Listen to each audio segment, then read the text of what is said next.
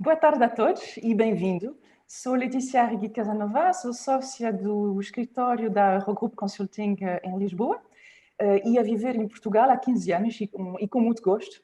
E com muito gosto também que eu vos dou as bem-vindas para esta sessão de exploração do futuro que vamos ter em conjunto, já que vamos hoje proceder à apresentação dos resultados do survey levado a cabo pelo Observatório das Tendências, que foi criado pela Eurogroup Consulting em parceria com o Grupo AGS Portugal, no objetivo de perceber como é que a crise sanitária e económica que estamos a atravessar influencia o consumo, os hábitos de vida e de trabalho de cada um de nós. Portanto, quisemos deliberadamente ter uma abordagem transversal do indivíduo, através do indivíduo enquanto consumidor, enquanto colaborador, enquanto cidadão, uma perspectiva deliberadamente 360 graus. Porque estou também particularmente feliz de estar aqui convosco. Tenho que fazer uma pequena confissão pessoal e voltar também 7 meses atrás, à volta do dia 12 de março, que com certeza nos marcou todos. Portanto, nesta altura, um destes dias, à volta do 10 de março, vi de repente todo o meu mundo profissional resumido em 17 vezes 30 centímetros. Portanto, esta vida profissional que sempre ocupou muito espaço na minha vida, de repente, em 17 vezes 30 centímetros entravam todos os meus colegas, todos os meus clientes, todos os nossos parceiros. Portanto, e foi aqui uma forma de ruptura e penso que fomos milhões a viver esta ruptura. Por isso, e depois de ter vivido momentos destes, há duas coisas que são importantes. Uma é perceber o que é que está a acontecer, perceber as transformações que estão a acontecer, de modo a poder antecipar. E, por isso, desenvolver os captores e os sensores, daí este observatório. Segundo ponto muito importante é ser positivo, ser construtivo em relação a esta nova realidade que nos rodeia. Foi muito natural, portanto, desenvolver este observatório com o Grupo AGS em Portugal, que está, como diz, de olhos postos no futuro. O Grupo AGS Portugal é composto por 5 principais empresas: a AGS Seguros, a AGS Pensões, a Medis, Ocidental e Seguro Direto, e tem também uma estratégia de parcerias fortes e de continuação deste desenvolvimento dos produtos, dos serviços complementares à atividade de seguros. É assim que este observatório foi desenvolvido em completa parceria com a Direção de Comunicação Corporativa e da Marca do grupo, com as equipas de marketing, com as equipas de estratégia e de recursos humanos. Nesta conferência, o grupo AGS é representado pelo Steven de Braakveld, o seu CEO em Portugal. Boa tarde, Steven. Eu tive o prazer de conhecer o Steven já há vários anos atrás e de colaborar com as suas equipas. Fiquei impressionado pela sua visão muito perspicaz do negócio e também muito original, que ele desenvolveu através dos vários cargos que ele teve em grupos bancários, seguradoras e em 3 continentes, Ásia, América Latina e Europa. Ele vive em Portugal há 4 anos e é um facto recente, aliás, de 2019, que é também muito importante hoje. Ele ganhou o prémio do líder inspirador pelo Observatório de Comunicação Interna. E hoje precisamos não só de uma visão de negócio, de decriptar as tendências de negócios, mas precisamos também de inspiração, sejamos nós indivíduos, instituições ou empresas. Portanto, obrigado, Steven, obrigado por tudo e por mais esta colaboração. Temos também o prazer de ter connosco o Hélder Figueiredo. O Hélder é interessante porque é também um dos factos mais recentes que chamou a atenção na sua bio. O Hélder escreve: "I believe the future is a very exciting place to be." Portanto, era a mesma pessoa indicada para estar connosco hoje. Ele é diretor de recursos humanos de dos maiores empregadores deste país, o Grupo Trivalor, com cerca de 30 mil colaboradores. Ele trabalhou vários anos como consultor, como empresário, exerceu funções de gestão de recursos humanos em Portugal e no estrangeiro, Ele dinamiza também um blog I Am Passionate About People, do qual aconselho vivamente a consulta. Muito obrigada, Helder, por ter aceito o nosso convite. Rita Rodrigues, que está connosco hoje, temos esta honra, este prazer, é responsável das relações institucionais da DECO Protege, portanto, a maior organização de defesa do consumidor portuguesa. Rita é advogada e, seja na sua vida como advogada, seja hoje na DECO, tem sempre a perspectiva do consumidor e a sua missão assenta na sua plena compreensão, esclarecimento e proteção. Escreveu há pouco um artigo chamado A Pandemia como Fator Radical de Mudança, que também nos indicou completamente a sua presença hoje como sendo uma sorte. Mais uma razão de estar satisfeito e feliz com a sua presença. Muito obrigada, Rita, por ter aceito o nosso convite. Rapidamente, a nossa sessão terá 3 grandes momentos. Vou partilhar convosco os principais resultados e as principais conclusões do estudo. A seguir, o Steven vai lançar o debate e partilhar a sua própria visão das transformações que nós vivemos e que estão a moldar o futuro. E iremos aprofundar uns pontos com a Rita primeiro e a seguir com o Helder. Teremos uma sessão de Q&A, okay? Durante as apresentações terão a possibilidade de colocar perguntas, portanto, dedicaremos um tempo no fim ao tratamento de algumas das perguntas. Agora, antes de prosseguir para as conclusões do estudo, tenho que fazer as observações técnicas que são importantes neste tipo de formato, que passou a ser completamente normal. Portanto, 2 pontos que têm a ver com a tradução e justamente com a sessão de Q&A. Portanto, primeiro ponto, como o Steven irá fazer a sua apresentação em inglês, existe a possibilidade de ouvir uma tradução em simultâneo, o que é bastante confortável e conveniente. Portanto, caso desejem, vão clicar no ícone de interpretação e aceitar a tradução de inglês para português que está no rodapé dos vossos ecrãs, da barra de ferramenta que está embaixo do ecrã do Zoom. Portanto, interpretação e depois aceitar a tradução. Apenas quando o Steven tem a sua intervenção. Este é o primeiro pequeno ponto técnico. Segundo pequeno ponto técnico, por favor, colocam as vossas perguntas usando o Q&A, não o chat, o Q&A. Assim que se registaram com o vosso nome e empresa, desta maneira iremos ter um melhor acompanhamento das perguntas e uma melhor orientação depois entre as pessoas que podem responder. Espero que seja claro para todos e, sem demora, vou partilhar as conclusões do survey.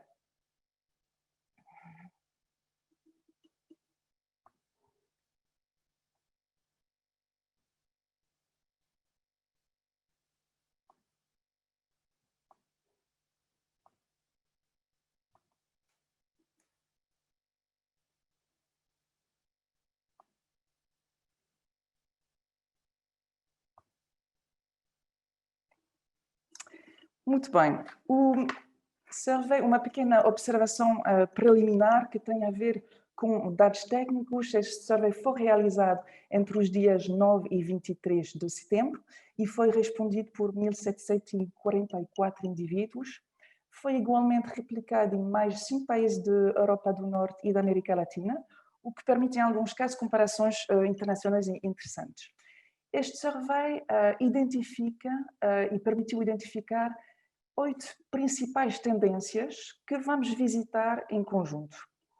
A primeira tendência é que este survey, no fundo, e o momento que estamos a atravessar, desperta novas utopias e novas aspirações. Isto foi muito claro nas respostas. Um primeiro ponto, um primeiro dado que partilhamos convosco é o facto que já 52% dos inquiridos admitem estar algo adaptados à nova realidade, o que é uma percentagem significativa e 6% dizem que já estão confortáveis. De facto, o nível de optimismo hoje é moderado, 6,11 pontos em 10, mas cresce em relação ao futuro, o que de resto é uma tendência que também se observa internacionalmente, onde a tendência para o optimismo é maior quando olhar para a frente, sendo até mais elevada na Europa do Norte. Agora, quais são estas aspirações? O que é que isto faz nascer nas pessoas? Faz nascer aspirações em relação a quatro grandes temas. O primeiro será a questão do ambiente. A esperança que possa existir melhor condições ambientais, menor poluição, isto são citações diretas dos inquiridos, portanto foi um survey não só de números, mas também muito de dar a palavra às pessoas, e estou a citar diretamente o que eles disseram. Portanto, estão a esperar assim uma maior comunhão com a natureza e estão a sentir a possibilidade de uma mudança do modo de estar extraordinária, até disse. Segunda área onde pode haver, de facto, transformações positivas é na sociedade como um todo e no seu funcionamento, com mais responsabilidade social, maior espírito de entreajuda, é uma palavra que iremos ir várias vezes hoje, mais civismo, mais respeito. Isto porquê? Porque, no fundo, este momento foi de tal maneira um choque para muitos de entre nós que levou a reavaliar prioridades, estilos de vida, consciência, nomeadamente consciência do outro, da necessidade do outro, do seu valor e do facto de que estamos interligados todos para o bem e para o mal.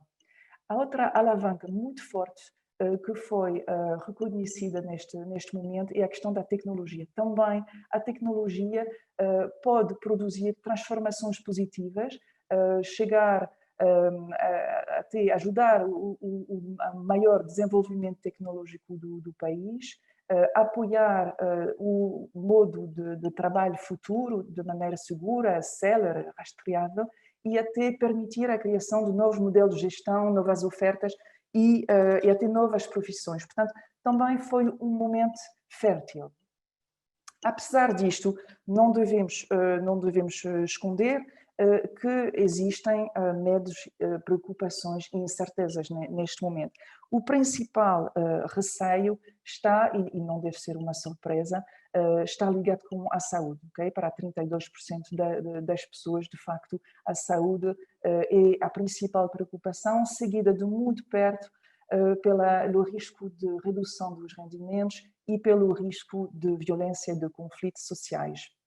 Existe um domínio onde não estamos a falar de receio, mas já estamos a falar de uma percepção instalada. É que para 58% dos portugueses, dos inquiridos, existe já hoje o sentimento que a justiça e a igualdade social pioraram. Esta sensação é mais forte ainda na América do Sul, mas bem menor na Europa do Norte, onde esta percepção é apenas o facto de 1/3 dos inquiridos. Portanto, existe também este desconforto, esta sensação que pode haver transformações que não sejam tão positivas, mas mais do que isso existem ainda incertezas. Estamos com 25% de pessoas ainda com muitas dúvidas, o que quer dizer que ainda estamos num momento de equilíbrio ou de desequilíbrio e de adaptação. Não é de estranhar como a saúde é o primeiro receio, é também a primeira preocupação. A primeira preocupação neste momento, a primeira prioridade, no sentido como actuar agora, é de facto cuidar, é a volta do cuidar. Primeiro cuidar dos outros, mas dos outros próximos, cuidar da família, prioridade número 1 dos portugueses. E a segunda prioridade é cuidar de nós próprios, cuidar do próprio, melhorar hábitos e estilo de vida. E de facto é bastante interessante ver que já em média 13% dos inquiridos implementaram rotinas diferentes no que toca à saúde e o bem-estar. Primeiro, na atividade, no foro da atividade física, mais desporto e mais atividade. Segundo, nas atividades que concorrem para um melhor equilíbrio pessoal e maior saúde mental, o que é interessante, é um tema que foi muito tabu. E por fim, no tipo de alimentação. O tipo de alimentação é o que menos alterou. No entanto, existe uma convicção extremamente forte, com 73%, de pessoas que acreditam que vão existir transformações positivas no que diz respeito à alimentação saudável e à oferta de produtos locais. Esta preocupação com saúde e esta fragilidade também sentida criam uma necessidade acrescida de proteção, que é mais uma tendência muito forte que surge do estudo. De facto, 50% consideram que a saúde deve ser a prioridade número 1 do governo, em particular os mais jovens, o que foi um bocadinho uma surpresa para nós neste survey. Globalmente, 45% sentem que as suas necessidades de proteção pessoal e da saúde aumentaram, e a necessidade de poupança também aumentou à parte, com 39%. Esta proteção pode ser o facto dos mais próximos. Aqui um ponto interessante, a questão da solidariedade. É uma forte aspiração e é também uma realidade, porque temos 65% das pessoas que consideram que o confinamento, estamos a falar deste momento especial, o confinamento gerou maior responsabilidade e maior ajuda mútua. Portanto, isto é um julgamento sobre o passado. Agora, quando perguntamos como é que isto pode evoluir no futuro e como é que as ações de solidariedade podem evoluir, aqui o optimismo é melhor. E são apenas 43% que pensam que as ações de solidariedade podem ter uma evolução positiva no futuro. Isto pode decorrer do facto que a solidariedade é muito vista como uma esfera de ação privada. Eu lembro que a prioridade número 1 é cuidar da família, portanto, foi a escolha de 26% das pessoas enquanto prioridade.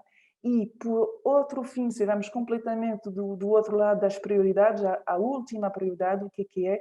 É o voluntariado. Foi a última das prioridades expressadas, com apenas 2% das pessoas a colocar isto como prioridade. A importância da esfera privada também é visível numa tendência que batizamos de homification. Portanto, a minha casa, o novo centro do mundo. Isto porquê? Porque, primeiro, tudo pode chegar à minha casa. Pode chegar à minha casa as compras e o consumo. Nós sabemos todos quanto isto aumentou e o survey apenas confirmou, embora confirmou também que em 66% dos casos as pessoas preferiam manter um modo de compra misto e que comprar em loja ainda era preferível, exceto para a questão das viagens. Mas, basicamente, a minha casa, tudo pode chegar na minha casa. A minha casa também tornou-se o escritório. Trabalho é preferencialmente a partir de casa para 62% dos inquiridos. Também um número muito elevado quando perguntamos o que preferiam no futuro. Portanto, 62% gostariam de trabalhar a partir de casa e numa proporção também elevada, mais de 50% do tempo. Isto porquê? Porque a apreciação do teletrabalho foi boa, 2,9 em 4, numa escala de 4. A facilidade da criação do novo escritório em casa, também boa, 3 pontos. E o conforto com o desenvolvimento da nova tecnologia também, que permitiu isto também satisfatório. Portanto, temos aqui um índice de satisfação à volta do teletrabalho que foi bom e que foi uma surpresa neste aspecto. Como consequência ou como corolário, esta casa pode alterar. E hoje é notável que 15% das pessoas entrevistadas consideram alterar o local ou o tipo de residência. Portanto, em pouco tempo, em 7 meses, já existem 15% das pessoas que pensam mudar de casa e metade dentre elas, quando interrogadas sobre o motivo desta mudança de casa, dizem que é para ficar mais perto do campo. Portanto, temos aqui uma tendência realmente interessante e diferente. 1/3 também respondeu que era por motivos financeiros. Quem é este novo consumidor? Quem é a pessoa que mora nesta casa? é um consumidor mais ponderado e mais equilibrado, além das restrições, no fundo, mecânicas do consumo. 41% efetuaram uma redução voluntária do consumo e estima que são alterações que são duradouras, que são permanentes, que não são apenas ligadas com o momento do confinamento. E as compras são a última das prioridades. Eu disse voluntariado e é verdade, são ex aequo, com 2% cada um. Compras são são a última prioridade das pessoas neste momento. As alterações mais radicais destas habitudes de compra e de consumo, é interessante notar que são por parte dos mais jovens e das mulheres. Existe uma diferença significativa entre as respostas. É também um consumidor com mais responsabilidade social, um consumidor mais consciente, e foi visível aqui que mais de 50% dos inquiridos já implementaram alterações estruturais durante este momento, à volta essencialmente do uso do plástico, com os 3 R's de redução, reutilização e reciclagem, especialmente durante este momento. É também um consumidor prudente. Nós perguntamos o que os consumidores tinham decidido adiar, ou tinham sido obrigados a adiar, ou o que tinham acelerado em termos de decisões significativas, e nós observamos ali que as compras significativas, como carro, como casa, foram das mais adiadas, embora em alguns casos também foram aceleradas, mas a tendência geral foi de adiar, tal como as decisões familiares, casamento, ter um filho. Aqui também há alguns casos de aceleração, mas não mais do que 2%. De resto foram as decisões adiadas, portanto os compromissos a longo prazo também, como contrair um empréstimo, por exemplo, são decisões desconfortáveis e que são decisões adiadas. No foro do trabalho, observamos aqui quatro pontos, 4 grandes conclusões. Primeiro, o facto de ir ao escritório e de ver os colegas fez pouca falta, com apenas 6%.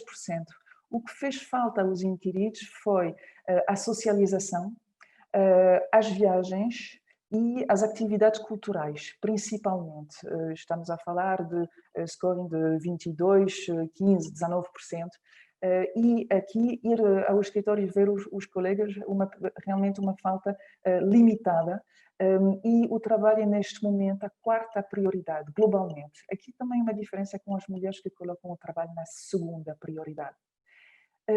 As empresas estão de parabéns pela maneira como se adaptaram ao novo momento e à situação de confinamento.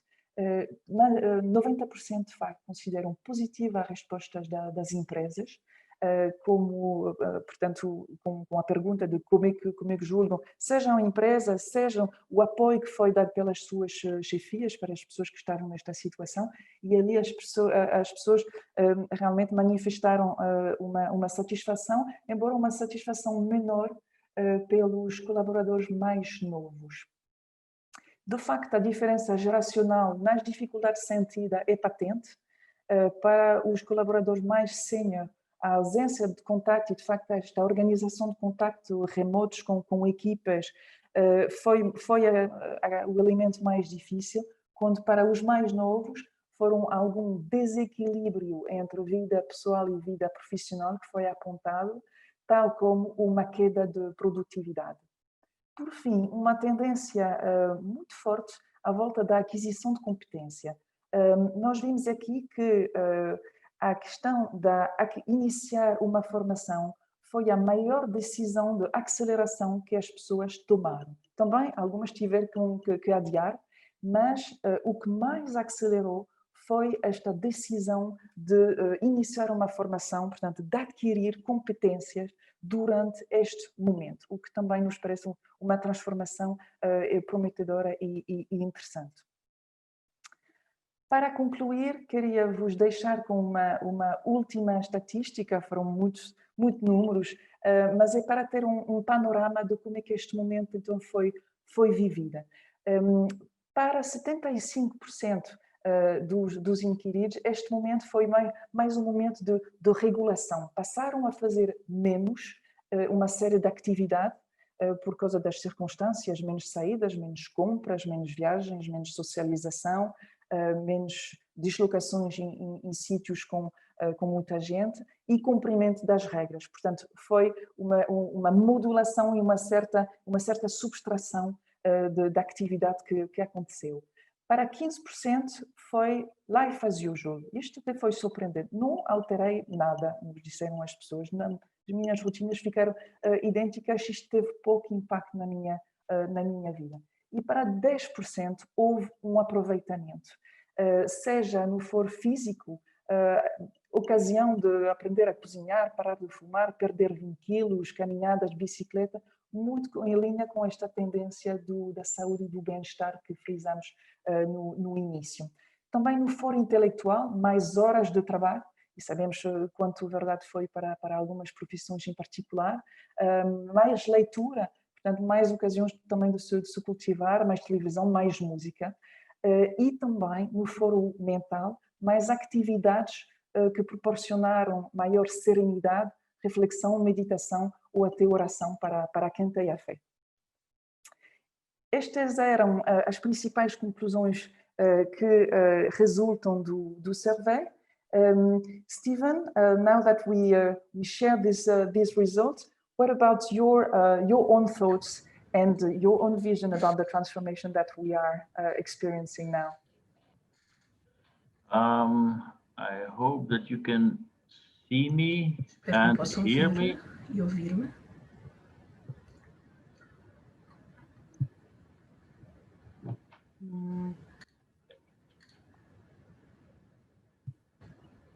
Yeah. Yes, we can see you. Should be okay. Em primeiro, quero dizer bem-vindos a todos e por esta tarde e bem-vindos. Quero seguramente que todos vocês e sua família tenham boa saúde.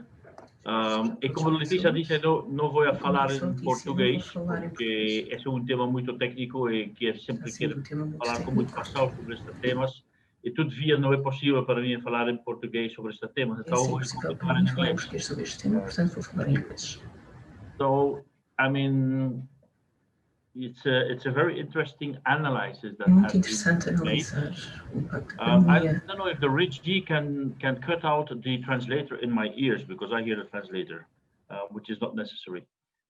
So it's a very interesting analysis that is being made because it's the impact of the pandemic on the consumer behaviors. But just allow me to give my personal views and from a broader light.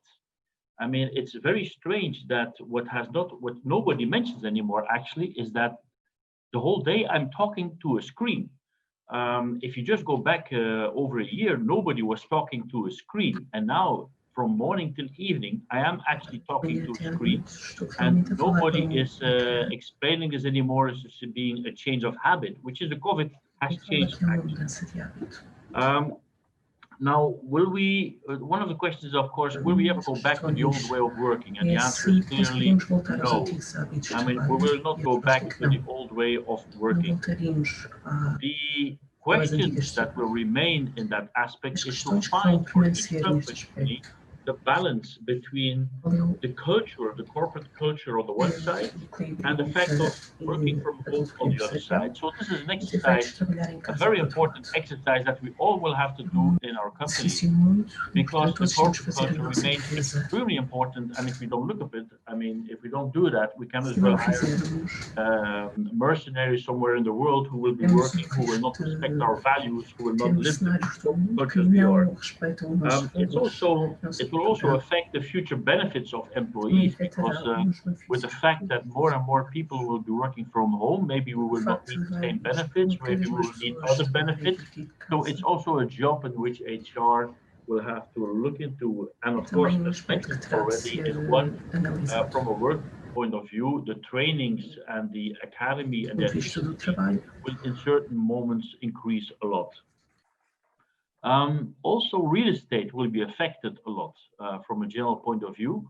More and more companies will need less space for the people to come to work. So they will be able also to go to better places into the cities to have their location. But at the same time, privately, if you only have to go to your work 1 or 2 days, you can easily work, buy a house or an apartment outside of the city, and then make the traject only once or twice a week. So there will be more flexibility also in the real estate where we are living.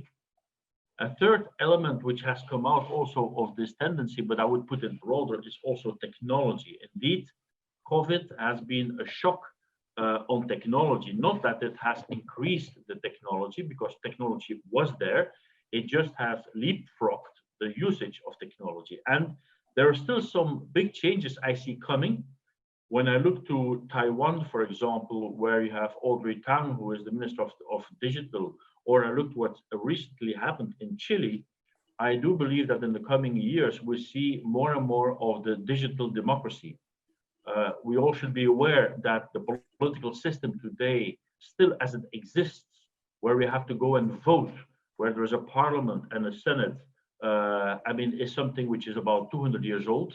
We have actually the technology is there to connect all the citizens to any question that any politician might have, and to have more and more, just like they're doing in Taiwan, to have a more digital democracy. And I believe that will be coming gradually also over all our countries. When we go to healthcare, I think that in a couple of years, we will be coming to a tipping point where healthcare will become cheaper. Reason is that robots will do the surgeries, and they will do it 24 hours, 7 days. So that means that they don't need to sleep, so they will perform the whole time, and so therefore it will become cheaper. Telemedicine will be at the homes. People will have telemedicine in their houses, which make it much more available and comfortable. I think we see a tendency in the world to value-based healthcare, which also puts the patient at the center. And all of this will make that there will be a change in the way we have healthcare as well. And this comes all out also as a tendency of this COVID. We have seen as well as another point that savings have gone up. Every time Portugal goes through a crisis, 2010, 2009, 10, 11, the savings ratio went up from 4% to around 10, 11%. We see exactly the same happening today. So we started from 4% last year, and we go to 10%. The purpose for Portugal will, of course, be to keep it at 10%, because that's about the level they should keep the savings rate from all the populations in Portugal, and not go down to 4, which is far too low. Another point which I see a lot of changes is the healthier life. People live healthier, but on that I have a small element to add, because when we went to the first wave of COVID, it was going to get spring, it was going to get the summer, so a lot of people started to do sports. I hope they continue to do that while we were entering in the winter, and that they will keep this healthier way of working. We have, of course, to be very careful that this consumption or the way of doing it in a more sustainable way keeps on. What we do see is as well that now that the petroleum has become so cheap, that a lot of shops actually change again from ecological bags to plastic bags, because the plastic bags are far more cheaper than what they used to be. So we have to be very careful that the tendency is not reversed because of a cost issue. And that is, I believe, also a very important point. Another point which I find is very important is the speed in which COVID has progressed the sustainability. It has been functioning as an accelerator, because every crisis you see that some points or some aspects are being promoted and have a kind of farther speed. And what we do see also is that this conscious capitalism, in which you go from the shareholders' value to stakeholders' value, COVID has really put an accent on it. Indeed, this pandemic crisis has put at the light that the urbanization, the way we are living, the way we build society, the way our economic system is made, that we should change it, and that we should increase, indeed, health and wealth for everybody in the world, but without destroying the world. And this has put an accent again in people to live more healthier. There are, of course, other aspects that we could do to promote this. I mean, when I go to Pingo Doce, for example, or El Continente, or whatever shop there is in Portugal, I see a small part which is bio vegetables, and then the rest there are vegetables. Behavior would change rapidly if you would put that the bio vegetables are and you put in top not treated with pesticides and insecticides, and you would put in big for all the rest of the vegetables treated by pesticides and insecticides. I believe that the behavioral change would come also very rapidly in that sense. So COVID has changed a lot, and there's a lot of negatives we have to be very attentive to. That means that certainly for loneliness, the fact that a lot of people have entered or on the balancing tipping point of poverty level, that's something we have to take care a lot. Also the burnouts, depressions that will happen more in the second wave as winter is coming is something we have to be very, very careful in looking at all of this. But at the same side, on the other side of the coin, technology also helped people get out of loneliness. I mean, there has been, I see a lot of elderly who now are using an iPad to talk to their grandchildren, which previously they did not. We have seen in Aegeas the solidarity, not only in the family, but to society was incredibly, it was huge, the number of initiatives, projects that were taken up to help people, to help the poor, to help people have a meal, to help in any way to call elderly who were lonely. So I've seen a huge solidarity within Portuguese society, and I believe that we will need it more now that winter is coming. So we'll need more projects now for the coming months. This pandemic is caused, of course, as I mentioned, through urbanization. It's something that we'll have to look into, how we will deal with all that. And I honestly believe that it's also going to be an accelerator that many companies will have to think how they will include sustainability within their processes to make this world, in the end, a far better world than we live in today. But for all of you, at the same time, I really hope, keep safe, keep distance, wash your hands. These are the element tasks that we all have to do now to keep everybody within our family and friends safe. So these, Letitia, were a little bit my views from a general point of view connected with the outcome of the survey. Thank you. Thank you very much, Stephen, for this perspective, both the economic perspective, the technology perspective, and also the meaning of capitalism for today. Very interesting point of view. We will now continue with Rita and dig a little bit into the consumer perspective. Vamos agora entrar mais fundo nesta perspectiva do consumidor e perceber, aprofundar este estudo nesta matéria. Rita, podemos dizer que nasceu consumidor mais consciente com a pandemia? As alterações de comportamento, este consumo mais consciente, mais racional, esta maior preocupação com o cuidar para os outros, são alterações conjunturais ou estruturais? O que é que me pode dizer sobre isso?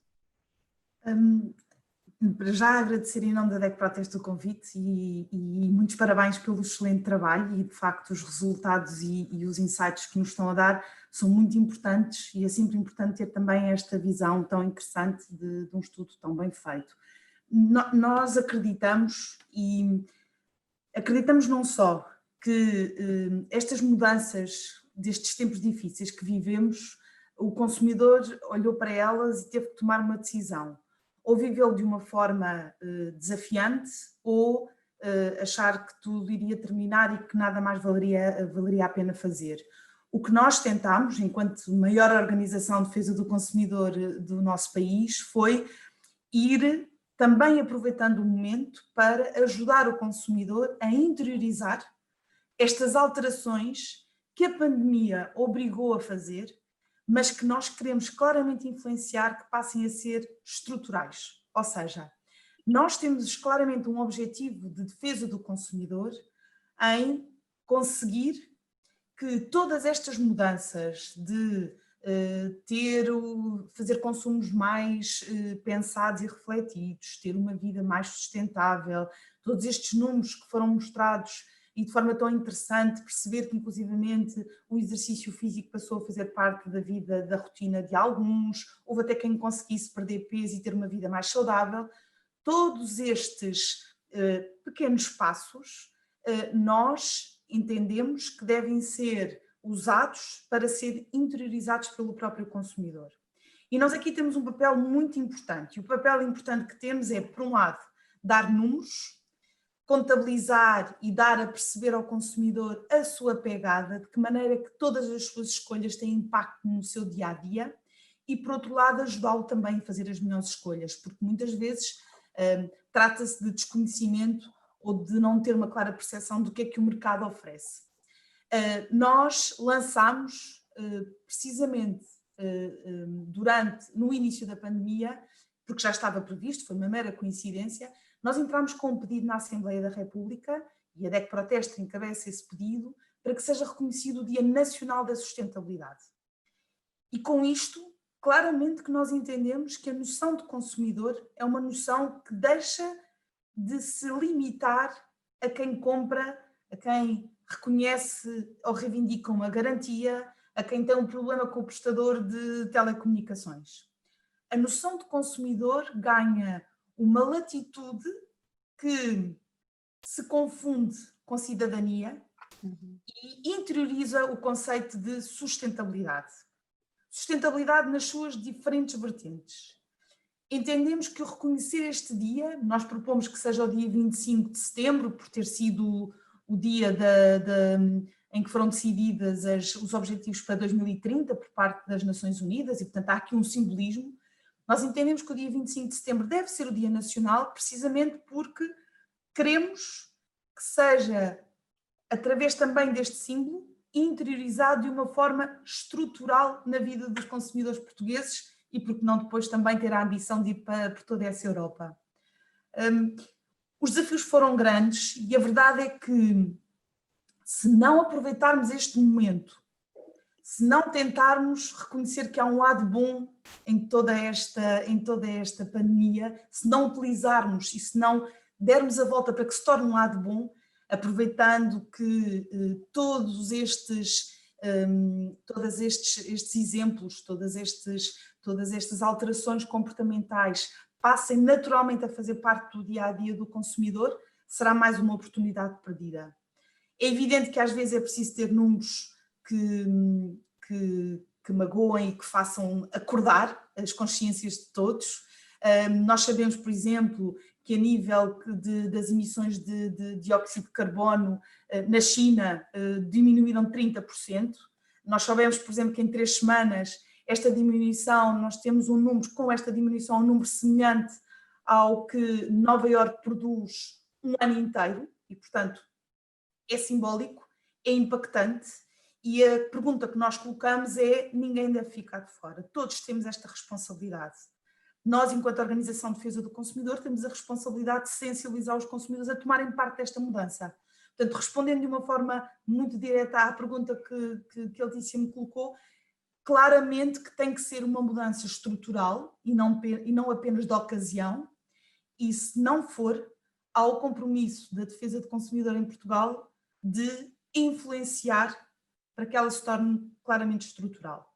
É uma questão de responsabilidade, uma responsabilidade que tem que ser dividida entre a parte política, o mercado como um todo, as marcas e a oferta que apresentam, e os consumidores, porque afinal de contas somos todos consumidores e só desta forma é que conseguiremos mudar e aproveitar uma boa lição, digamos, de tudo aquilo que estamos a viver e que infelizmente vamos continuar a viver. Muito obrigada, Rita. Em relação a estas novas tendências que vimos, a homification, tudo à volta da casa, justamente o bem-estar e a saúde, a preocupação para cuidar dos outros, são outras tendências de fundo, e o consumidor hoje encontra os produtos e os serviços que permitem satisfazer estas novas aspirações, seja, colocando de outra maneira, as empresas estão também a adaptar-se ao ritmo certo, para dar resposta e para proporcionar a oferta ao consumidor com o seu novo mindset? Como é que vê isto? Sim, relativamente a isso nós não temos dúvidas. As empresas que não o conseguirem fazer têm os seus dias contados. Vai ter que haver agora esta capacidade de olhar para esta nova realidade, esta mudança de comportamento, estas novas exigências e perceber a melhor forma de responder e de criar a melhor oferta. Nós vivemos isso no nosso dia-a-dia. Nós tivemos que de um momento para o outro deixar de funcionar da forma das rotinas que tínhamos e passámos a procurar tivemos novas necessidades e portanto tivemos que nos adaptar. E isso vai ter que ser transversal à sociedade portuguesa. Nós percebemos, por exemplo, na DEC Proteste, a dado momento, estávamos claramente já a querer digitalizar esta lógica também de podermos, a partir de casa, servir sem perda de qualidade o consumidor que nos contacta com tantas dúvidas e com tantos problemas, o consumidor que quer saber quais são as melhores ofertas perto da sua casa, que quer fazer compras seguras na internet, e tivemos de um momento para o outro que ter esta capacidade de a tal homification também a vivermos na primeira pessoa. E a verdade é que tivemos uma capacidade de adaptação muito grande. Percebemos também que os próprios consumidores viveram com alguma naturalidade toda esta mudança e, portanto, neste momento em casa temos que estar preparados para poder, a partir de casa, ou com este conceito agora de homification, que tão interessante resulta também deste estudo, como algo tão presente na cabeça dos consumidores, fazê-lo e fazê-lo da forma mais adequada e mais segura. É evidente que há desafios, não é um mundo perfeito. Nós percebemos, por exemplo, que os consumidores portugueses passaram a dar uma importância enorme ao tipo de comunicações que tinham em casa, nomeadamente à sua capacidade de internet em casa, que era algo que era valorizado por uma fatia de consumidores, nomeadamente os mais jovens e os mais tecnológicos, mas hoje em dia, por exemplo, massificou-se. Eu quando estou em casa e opto não tenho outra alternativa senão a telemedicina, e, portanto ter o meu médico através ou do meu telefone ou do meu computador, eu tenho que ter de facto uma rede que me permita não ouvir o médico aos soluços, perceber o que é que está a ser dito do outro lado. E portanto tudo isto, enfim, e há várias áreas do dia-a-dia dos consumidores que vão ter que ser pensadas com esta lógica. Nós percebemos que há verdades absolutas, ou havia verdades que nós achávamos que eram verdades absolutas, que deixaram de fazer sentido. Não é apenas aquela mudança de mentalidade de geração, aquela lógica de que se falava muito de a propriedade versus a utilização, que as novas gerações partilham mais o carro, não têm tanta necessidade, por exemplo, o objetivo não é comprar casa, mas é arrendar uma casa para se adaptarem às dinâmicas do sítio onde trabalham. Portanto, isso é muito geracional. Neste momento o que nós percebemos é que isto vai para lá de uma geração, é transversal. E há aqui um lado, eu vou ter a ousadia de dizer que é um lado bom, ao ser vivido por todo o mundo, abre-nos de uma forma menos forçada a toda a mudança. Nós não estamos a falar de um problema de um país aqui à beira-mar plantado e, portanto, apenas de Portugal. Estamos claramente a falar de um desafio que é desafio transversal a todo o mundo.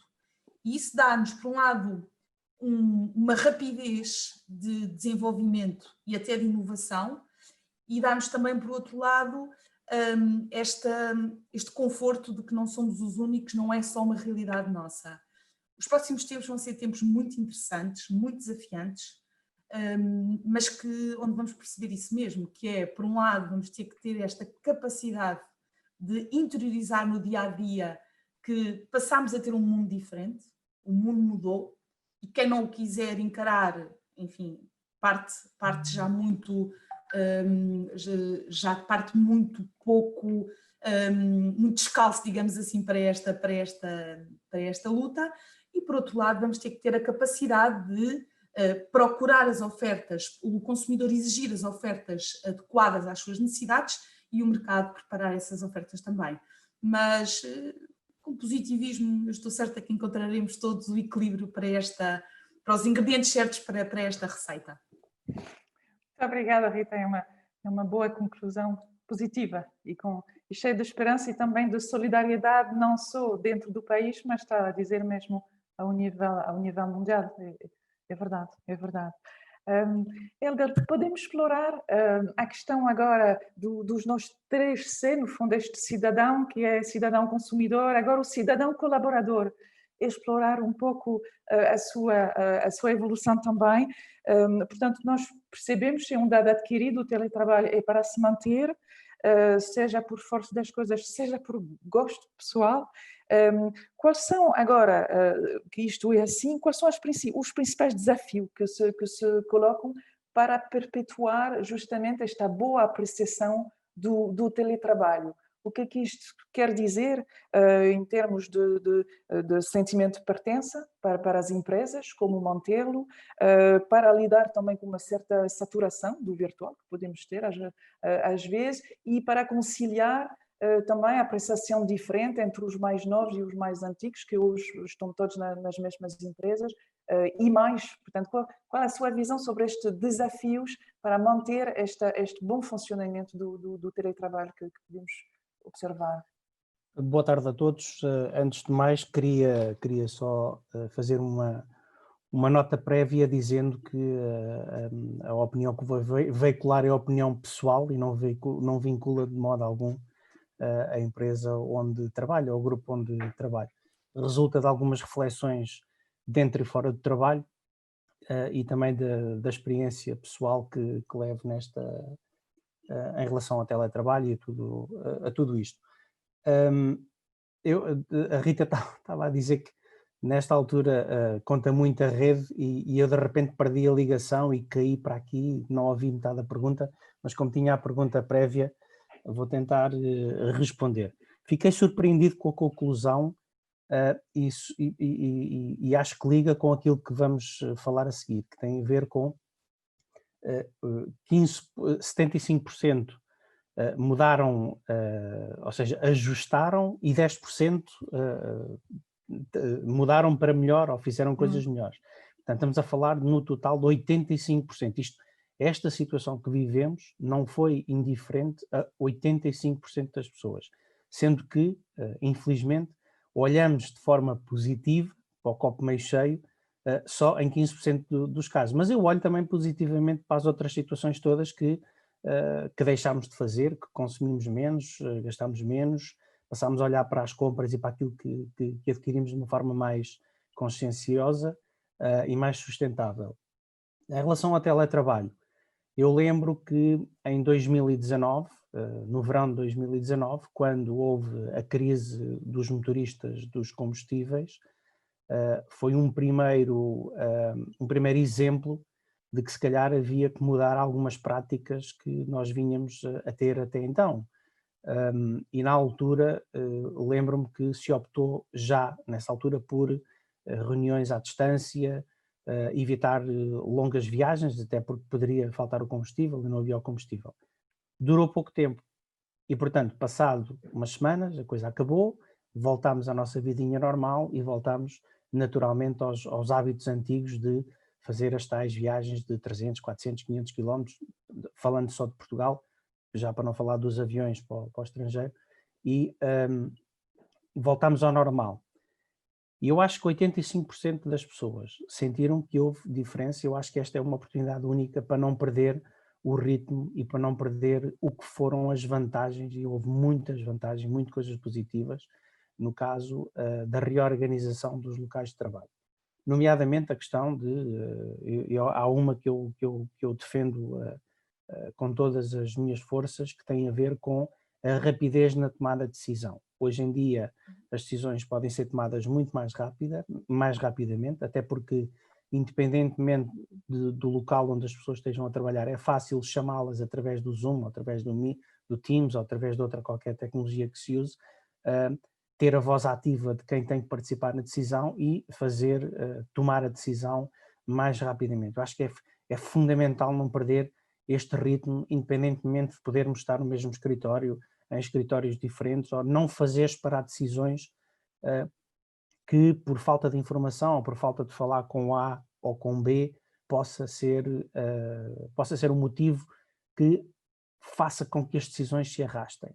E isto leva a que haja também uma maior velocidade desde a tomada de decisão a passar à ação. Portanto, eu acho que isso é fundamental. Em relação ao teletrabalho, eu acho que o desafio aqui, a pergunta tinha a ver com qual era o desafio, eu acho, ainda continua a ser confiar nas pessoas. Continua a ser perceber que não temos que controlar o número de horas presentes no escritório, mas temos que controlar cada vez mais resultados.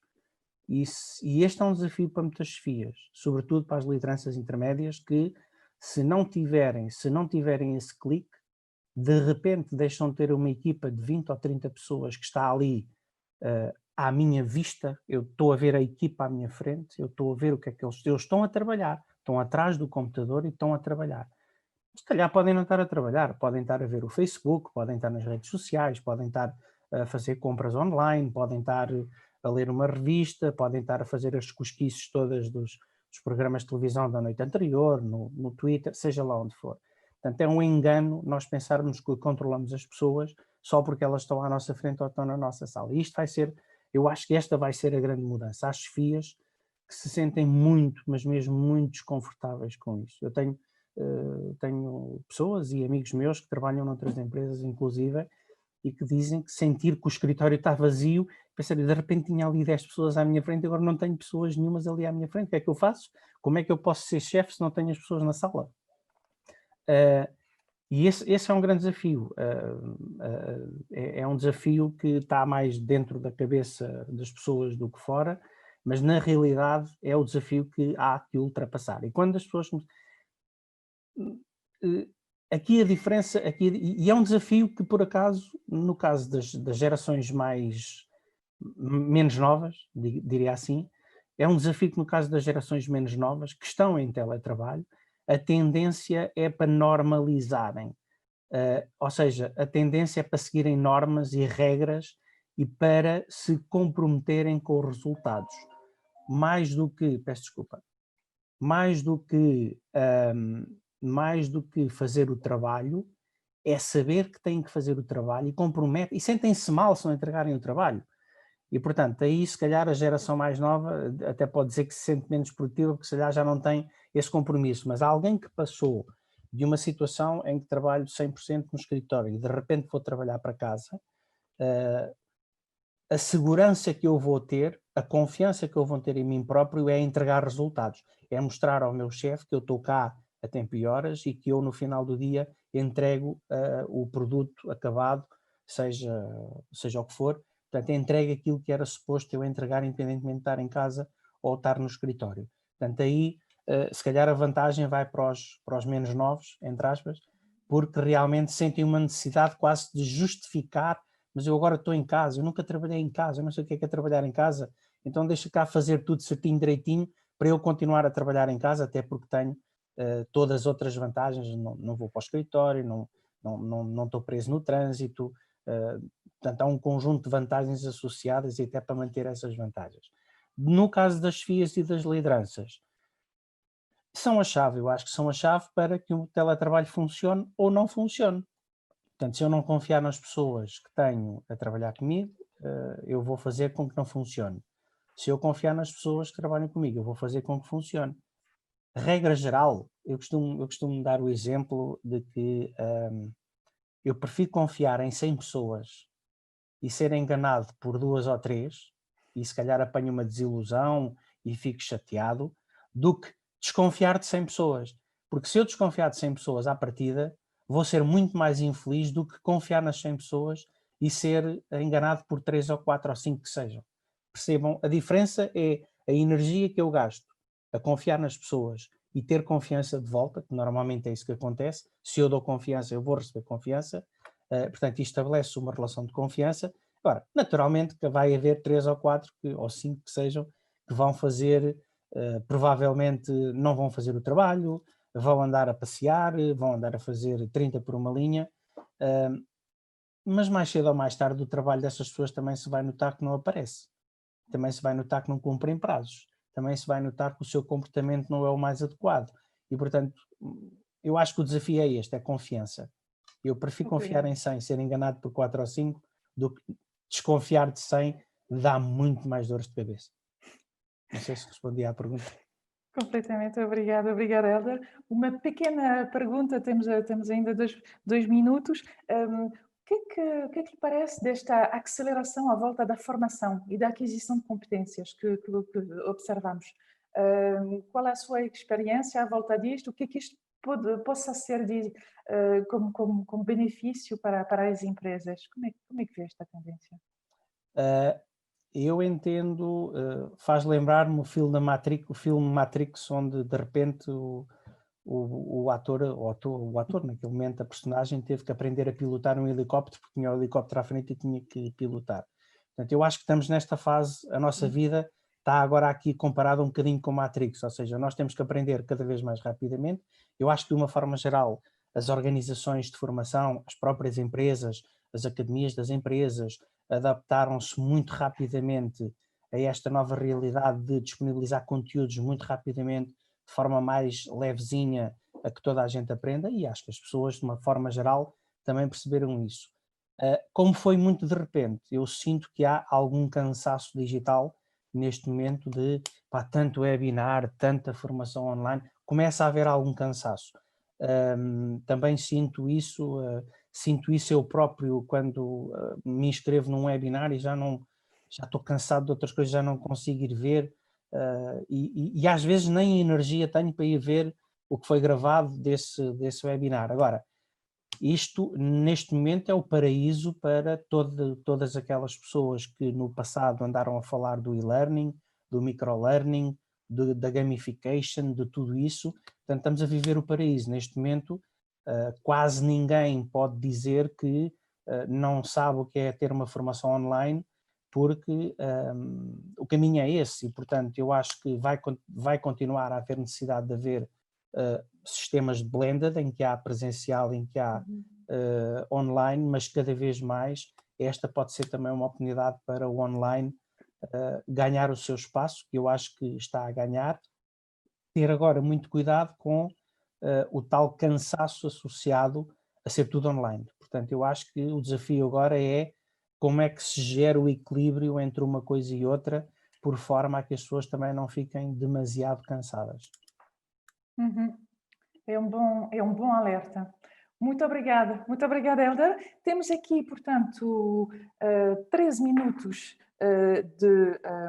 de Q&A, não, menos, 7, 8 minutos para responder a algumas perguntas que surgiram. Uma primeira pergunta que penso que será mais direcionada para a Rita, é, no fundo, a Rita mencionou a importância, e também o Steven mencionou a importância da tecnologia no facto de trazer os bens para as pessoas, de ser, no fundo, a janela, a grande janela de acesso ao mundo. No entanto, observamos que no estudo existe, ou foi dito no estudo, que existe menos apetência para fazer compras online. No fundo, que existe, apesar de tudo, uma preferência para continuar com isto. Portanto, esta digitalização quer dizer que tem algumas dificuldades em se implementar em Portugal?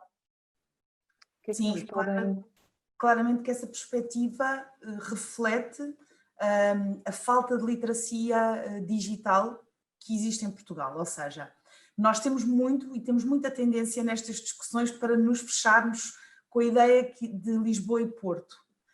Nós temos que perceber que Portugal continental vai para além de Lisboa e Porto, e a realidade destas duas cidades não é a realidade do resto do país.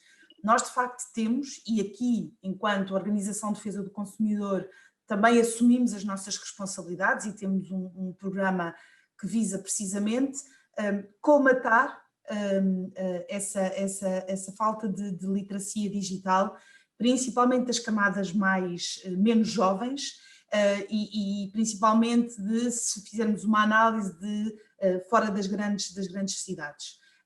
Aqui cabe-nos a nós, por um lado, informar e desmistificar algumas ideias de maior risco, de alguma insegurança, que devem ser ultrapassadas e depois então conseguir que a tendência, existe uma tendência muito interessante, e os nossos estudos também dizem isso, uma tendência de procurar na internet, mas depois, para comprar, há a preferência pela loja. Há ainda uma necessidade de tocar, de ver, de estar perto para poder tomar uma decisão. E isto é algo que não se muda de um dia para o outro. É evidente que a pandemia obrigou-nos a ter um aumento no que diz respeito ao comércio eletrónico, que mais uma vez, como eu tinha no início dito, nós podemos agora sim aproveitar para que ele passe a ser interiorizado e que deixe de ser apenas uma opção quando somos obrigados a estar fechados em casa. Agora, para isso também é preciso ter a segurança nas transações, ter um conjunto de garantias que têm que estar devidamente salvaguardadas e também, a verdade, temos que ser verdadeiros, tem havido uma evolução grande a esse nível, mas há um longo caminho a percorrer porque nós temos claramente velocidades diferentes no que diz respeito à literacia digital. E cá estamos nós, enquanto Organização de Defesa do Consumidor, informar e formar os consumidores para eles se sentirem mais à vontade de o fazerem também no futuro. Muito bem. Não sei se algum dos outros oradores quer acrescentar qualquer coisa. Maybe this aspect, I would like to add something because it highlights a very important point which we see all over the world and to which we have to be extremely careful and attentive to, is that the technology and digital will not create a gap between the haves and the don't haves. Meaning that indeed you have the digital is there for the ones who have access to internet, for the people who have a computer to go online.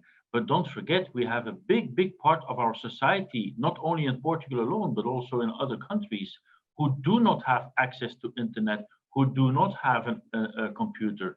And I believe it will be one of the most important points to go for inclusion and to be very careful that we don't create a society with two speeds, with two possibilities of education, of literacy, of behavior, of buying. Of course, the physical shops are there for everybody. Everybody can enter. This is not the case with internet and digital buying. And this is a huge point of attention that every society will have to build upon and be trying to solve. Obrigado, Steven. Sim, Hélder quer reagir também? Sim, eu acrescentaria, porque há pouco falei da questão do teletrabalho, mas nós temos centenas de milhares de trabalhadores neste país, se não milhões, que não podem fazer teletrabalho. E, portanto, há aqui uma responsabilidade também das organizações e das chefias em garantir que estas pessoas podem continuar a exercer as suas funções, devidamente suportadas por quem normalmente está no escritório e agora passa a estar em teletrabalho, mas ao mesmo tempo há que pensar nessas pessoas também que serão o equivalente às info-excluídas, como a Rita disse, da internet, que não podem aceder às coisas. Portanto, um pedreiro ou uma empregada de limpeza não vai fazer a limpeza através do computador, com certeza, e portanto precisamos também de olhar para estas pessoas. Muito obrigada a todos. Infelizmente, para cumprir o horário e ter cuidado com as agendas de todos, não vamos conseguir responder a todas as perguntas, mas agradecemos a todos os que colocaram. Portanto, iremos disponibilizar as conclusões do estudo e procurar responder a estas perguntas em falta no futuro.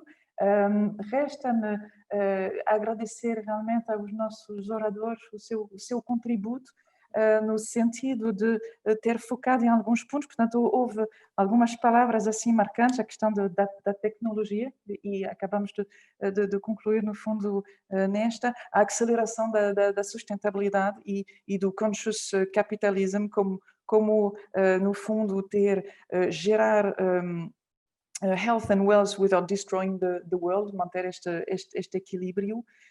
Esta noção do consumidor que se confunde com o cidadão, é também aqui interessante, e que é uma noção também transversal às gerações, portanto um ponto de união entre as gerações e do transversal, e até mais de uma maneira mais lata no mundo. Mais um ponto sobre a rapidez da inovação que frisou a Rita, sobre a rapidez de implementação e o conforto que isto dá a um país de se dizer que é um movimento global, portanto, pode permitir que todas estas alterações se realizam de uma maneira mais rápida. O Helder frisou muito a questão da confiança, os benefícios da confiança versus o controle, que pode ser uma boa lição para os gestores e managers inspiradores deste mundo.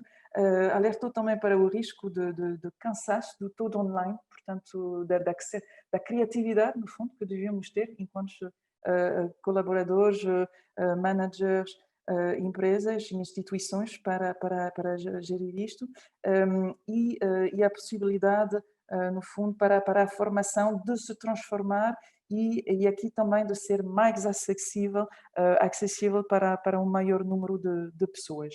Estes são os pontos, assim, highlights, palavras importantes que ouvimos hoje. Mais uma vez, muito obrigada a todos pela vossa disponibilidade e a abertura, a inteligência nestas análises. E até breve. Boa tarde a todos e boas transformações.